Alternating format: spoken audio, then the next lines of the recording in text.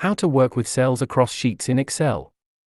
This one, called 3D Sum, works when you have multiple sheets in a workbook that all have the same basic layout, say quarterly or yearly statements.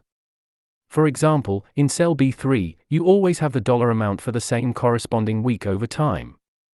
On a new worksheet in the workbook, go to a cell and type a formula like equals sum, Y1, Y10, B3. That indicates a sum formula, adding things up, for all the sheets that are titled Y1 to Y10, so 10 years worth, and looking at cell B3 in each. The result will be the sum of all 10 years.